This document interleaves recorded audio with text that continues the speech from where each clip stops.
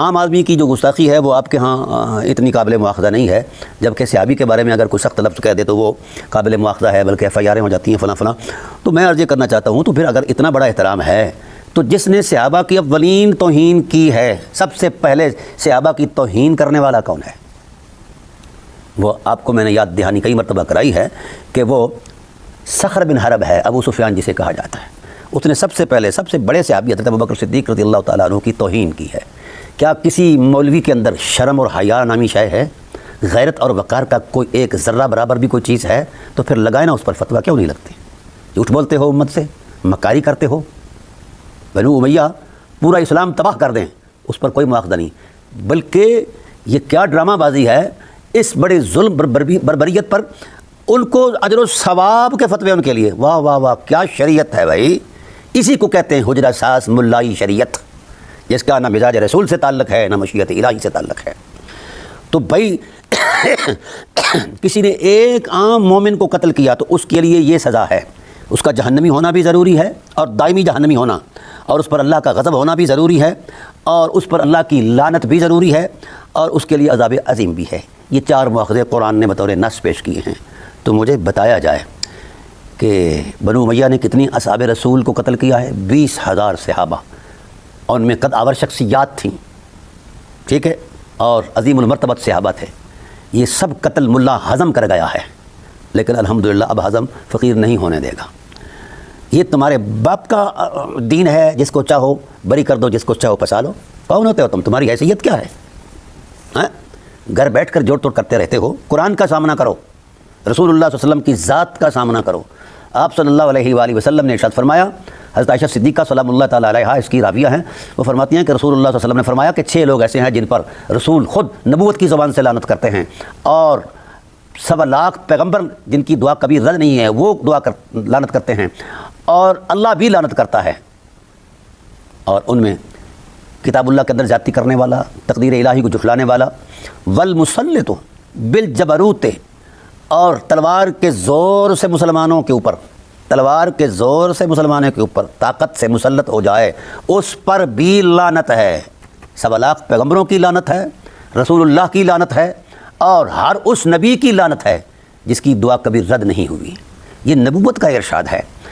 کیوں وہ مسلط ہوتا ہے؟ آگے حضور نے علت غائی بیان فرمائی، لیعز بذالک، کہ وہ اقتدار حاصل کر کے اس کے ذریعے سے اس شخص کو عزت دے جس کو اللہ نے ذلیل کیا ہے، اور ویذل من اعز اللہ، اور اس کو ذلیل کر دے جس کو اللہ نے عزت دی ہے۔ یہ ہے اقتدار، وہ جو تسلط کے ساتھ کیا جائے، حاصل کیا جائے۔ اور ہمارے ملا یہ فتویٰ دیتے ہیں کہ اگر کوئی مسلط ہو جائے تو اس کی اتباع کرو، لا حول ولا قوت الا باللہ، انا للہ و انا الیہ راجعون۔ اسلام تو دور کی بات ہے، اس کو کوئی انسانی معاشرہ قبول نہیں کرتا، ظلم اور بربریت کو، لیکن ملا کی اپنی دکان ہے نا، جیسے چاہے اس کے اندر وہ خرید فروخت کرے۔ پھر فرمایا والمستحل لحرم اللہ، اللہ کی حرمتوں کو حلال کرنے والا۔ شاہی محلات میں چلتی رہی شراب، یہ اصحابہ کرام علیہم رضوان کی عینی شہادتیں ہیں، اکابر صحابہ کی۔ سود حرام ہے، شام کے شاہی محلات کے اندر یہ چیزیں چلتی رہی ہیں۔ ریشم حرام ہے، یہ چیزیں چلتی رہی ہیں، اصحاب رسول علیہم رضوان اس حقیقت کے گواہ ہیں۔ اور اس پر بھی لعنت ہے جس نے عطرت رسول کو ستایا ہے، ٹھیک ہے۔ تو میں یہ پوچھتا ہوں اپنے مولویوں سے، اپنے بریلوی بھائیوں سے پوچھتا ہوں، کیا رسول اللہ صلی اللہ علیہ وآلہ وسلم پر تمہارا ایمان ہے؟ اگر ہے تو پھر اس بات کا جواب دو جو رسول فرما گئے، اور اس بات کا جواب دو جو خدائے ذوالجلال نے ارشاد فرمایا۔ اور پھر جھوٹی باتیں گڑ گڑ کر کہتے ہو کہ جناب اس کی سند نہیں ہے، فلاں نہیں ہے۔ بحمداللہ تعالیٰ ہر ایک بات کی سند موجود ہے، اس سند پر صحت کے سینکڑوں دلائل موجود ہیں، سمجھ آ گئی؟ تو کسی سند کو، کسی بات کو چیلنج تو کرو تو دلیل کی بنیاد پر کرو، کسی کو کا انکار کرو تو دلیل کی بنیاد پر کرو۔ تو اموی دور حکومت کے اندر کیا کچھ نہیں ہوا، اور پھر سب سے بڑھ کر یہ کہ رسول اللہ صلی اللہ علیہ وسلم کی توہین کی جاتی رہی۔ ہاں ہمارے بریلوی جو آج کل کی نئی برانڈ کے بریلوی ہیں، ان کے ہاں رسالت کی توہین جو ہے وہ بنو امیہ کر جائیں تو وہ قابل مواخذہ نہیں ہے۔ اصحاب رسول علیہم رضوان کی توہین بنو امیہ نے کی ہو تو وہ قابل مواخذہ نہیں ہے، اور اہل بیت علیہم السلام کی توہین اور تذلیل اگر بنو امیہ نے کی ہے تو وہ بھی قابل مواخذہ نہیں ہے۔ عامت المسلمین اور قرآن اور حدیث یعنی دین کی جتنی حرمتیں ہیں ہر ایک حرمت کو بنو امیہ پامال کر جائیں تو اس پامالی پر بھی بنو امیہ کو ثواب ہی ملتا ہے ملت بریلویہ کی تھنکنگ کے نزدیک۔ شرم سے مر جانا چاہیے مولویوں تمہیں، کس مٹی سے پیدا کیے گئے ہو؟ کچھ تو غیرت کرو۔ قرآن کریم کو جھٹلا رہے ہو، رسالت پناہ عالم صلی اللہ علیہ وسلم کو جھٹلا رہے ہو، اور جو حقیقتیں تمہارے وضع کردہ استقرائی قواعد کے مطابق مکمل تواتر سے ثابت ہیں تم ان کا انکار کرتے ہو، صفائیاں دیتے ہو۔ کس بات کی صفائی دیتے ہو؟ یعنی جھوٹ بولنا یہ تمہاری سرشت میں شامل ہو چکا ہے۔ کوئی بات تو سچی کیا کرو، بس صرف کفر کی پینسل تمہارے ہاتھ میں ہے۔ ہاں جی، دیوبندی کافر، وہابی کافر، شیعہ کافر، فلاں کافر۔ اب آپ نے اہل سنت کے اکابر سادات پر بھی ہاتھ صاف کرنے شروع کر دیے ہیں۔ شرم سے مر نہیں گئے تم؟ سادات کرام کا تھوکا ہوا مولویوں تم کھا کر پلتے ہو، پڑھتے ہو، تو اہل بیت کا تھوکا ہوا کھا کر پلنے والوں اہل بیت پر فتوے لگاتے ہو؟ پہلے اپنی حیثیت تو دیکھو۔ 2 ٹکے کے مولوی اور باتیں کتنی بنا جاتے ہو، اور اہل بیت پر یوں ہردہ سرائی کرتے ہو کہ جیسے وہ کوئی عام لوگ اور بازاری لوگ ہیں۔ وہ حیا کرو، کیا بہانہ بازی کرتے ہو؟ کیا ان کا اہل بیت ہونا، سادات ہونا یہ جرم ہے، یا ان کا اپنے آباء و اجداد کی محبت سے سرشار ہونا، اہل بیت کے ساتھ وابستہ ہونا یہ جرم ہے؟ یہ تمہارے نزدیک تو جرم ہو سکتا ہے، عند اللہ اصل دین یہی ہے کہ امت وابستہ رہے اہل بیت سے اور قرآن سے، اور عند الرسول بھی یہی حقیقت ہے کہ امت وابستہ رہے اہل بیت سے اور قرآن سے۔ ثقلین کا ٹائٹل رسول دو عالم نے دیا ہے، ویسے تو تم انکاری ہو ان حقیقتوں کے۔ ہمارے آج کی نئی برانڈ کے بریلوی مولوی جو ہیں یہ بالکل انکاری ہیں۔ یہ تو انہوں نے کبھی یعنی متواتر احادیث کا بھی احترام نہیں کیا، اس پر بھی طویلیں گڑھ لیتے ہیں۔ تمہارے باپ کا دین ہے بھائی، تمہاری حیثیت کیا ہے؟ کوئی بات تو علم اور دلیل کی بنیاد پر کرو جس میں معقولیت ہو، اور اگلا سمجھے کہ یار میں نے اس بات کا اگر جواب دینا ہے تو کسی تو طریق سے دینا ہے۔ تو یہ کیسی باتیں کرتے ہو؟ یعنی بنو امیہ جو مرضی کر جائیں ان کے لیے ثواب ہے، یعنی وہ صحابہ کی توہین کریں تو بھی ثواب، رسالت پناہ عالم صلی اللہ علیہ وسلم کی بالواسطہ توہین کریں تو بھی ان کو ثواب، ہاں جی، وہ مسلمانوں کا قتل عام کریں تو بھی ان کو ثواب، مسلمانوں کا مال لوٹ لیں تو بھی ان کو ثواب، وہ شراب پئیں تو بھی ان کو ثواب، اور جناب والا وہ سود خوری کریں تو بھی ان کو ثواب۔ یہ سارا ثواب میرے خیال میں خدا کے ہاتھ میں نہیں ہے، بریلویوں کے ہاتھ میں ہے، ٹھیک ہے؟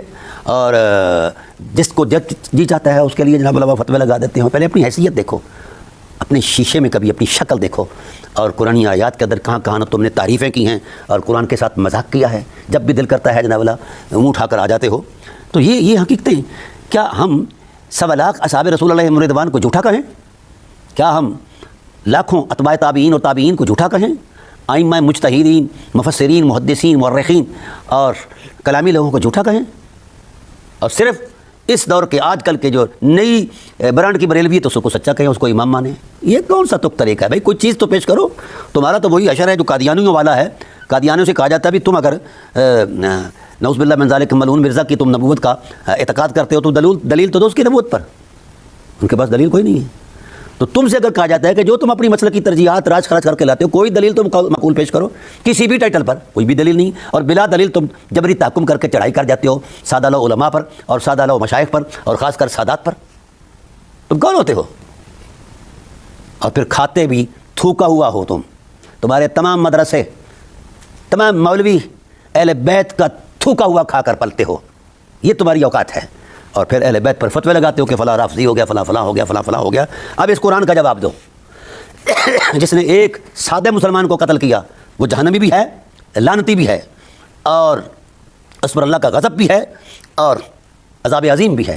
تو جس نے اتنا کچھ کیا ہے، مجھے بتایا جائے کیا حجر بن عدی رضی اللہ تعالیٰ عنہ کا جرم کیا تھا کہ وہ مولا کائنات علیہ الصلوۃ والسلام پر لعنت نہیں کی، اس نے اس جرم کی پاداش میں اس کو قتل کیا گیا۔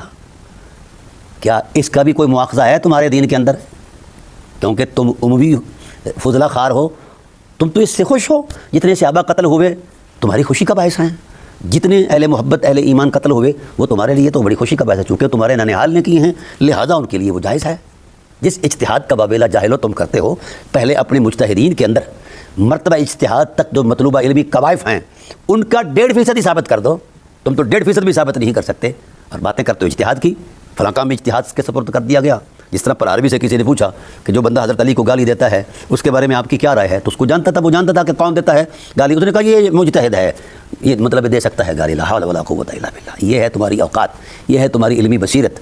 بہرحال بحمد اللہ تعالیٰ ہمیں چونکہ دونوں دینوں کو بتانا ہے اور قرآن کریم کی روشن آیات میں بتانا ہے، ٹھیک ہے، تو آپ قرآن کا مقابلہ کریں اور رسول اللہ صلی اللہ علیہ وسلم کے فرمان کا سامنا کریں، سمجھا گی؟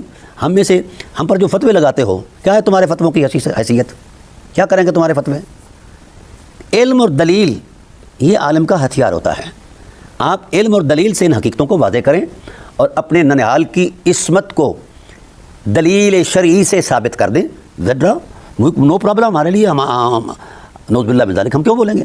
بھئی جب ساری امت بولتی آئی ہے، اصحاب رسول علیہم رضوان، امہات المومنین علیہم صلوات اللہ تعالیٰ علیہن، وہ بولتی آئی ہیں، سمجھا گی؟ اور ان کی بابت وہ نماز میں قنوتیں پڑھتی رہی ہیں، بھول گئے وہ سب کچھ؟ ویسے تو کہتے ہو کہ اماں عائشہ صدیقہ سلام اللہ تعالیٰ علیہ السلام رضی اللہ تعالیٰ عنہ بڑی شان والی فقیہ ہیں، اور اگر فقیہ نے کسی کے بابت قنوت نازلہ پڑھی ہے تو کیا اس پر بھی کوئی مواخذہ ہے؟ بی بی پر بھی نہیں جاؤ گے تم صرف یہاں جو مسکین قسم کے لوگ ہیں ان پر چڑھائی کرتے ہو اور رعب ڈالتے ہو، اور اپنے سنی ہونے کا کیا یہ سنیت ہے کہ قرآن کریم کی روشن آیات کو جھٹلانا اور فرامین رسالت کو دیوار پر دے مارنا؟ یہ سنیت نہیں، یہ صہیونیت ہے۔ آؤ خود کو پیش کرو اور ہمیں بھی پیش کرو اللہ کے اس قرآن پر، رسول اللہ صلی اللہ علیہ وسلم کے فرمان پر، تو پھر فیصلہ کرو، ہم آپ کے ساتھ ہیں، ہمارا کسی سے کوئی جھگڑا نہیں ہے۔ ہم یہ چاہتے ہیں کہ پاکستان کی سرزمین جو ہے وہ مذہبی جارحیت سے بچی رہے، پاکیزہ رہے۔ پہلے پاکستان کے اندر بڑے سارے مسائل ہیں، اب جو مذہبی فساد کرنے والے ہیں ہاں جی، اور چاہتے ہیں کہ جناب ان کا شوربہ بنتا رہے اور لوگ لڑتے رہیں، اب الحمدللہ تعالیٰ ہمارے جو ادارے ہیں وہ بھی مستعد ہو چکے ہیں اور سیانے ہو چکے ہیں، تمہاری حرکتوں سے آگاہ ہو چکے ہیں، اور عوام الناس بھی آگاہ ہو چکے ہیں، تمام مکاتب فکر بھی اپنے دائرہ کار میں آگاہ ہیں کہ تم کیا چاہتے ہو اور تمہارا ہدف کیا ہے۔ تو اب وہ تمہارا کام بننے والا نہیں ہے۔ میں گزارش کرتا ہوں کہ بعد آ جاؤ، اس جھوٹ سے بعد آ جاؤ جو تم نے مذہب بنایا ہوا ہے، اس سچائی کی طرف آ جاؤ جو خدائے ذوالجلال نے لوح محفوظ سے نازل فرمایا ہے، اس حقیقت ثابتہ اور حقیقت واسعہ فرمان رسالت کے ساتھ آ جاؤ جو سینہ رسالت سے اقتباس نور ہوتا ہے۔ ادھر کیوں نہیں آتے؟ گھر بیٹھ کر فیصلے کرتے ہو اور مذہب تراشتے ہو۔ اب وہ وقت چلا گیا ہے، ایک چھوٹا سا 6 سال کا بچہ بھی آپ کی اوقات کو بھی جانتا ہے اور آپ کے طرز فکر کو بھی جانتا ہے، ایک فنگر ٹپ کے اندر وہ سارا آپ کا آپریشن کر لیتا ہے۔ اب کون سی باتیں رہ گئی پیچھے؟ بہرحال یہ قانون قدرت ہے، جس نے بھی کسی مومن کو قتل کیا وہ جہنمی ہے، ارادے سے قتل کیا اور لعنتی ہے، اور اس پر اللہ کا غضب ہے۔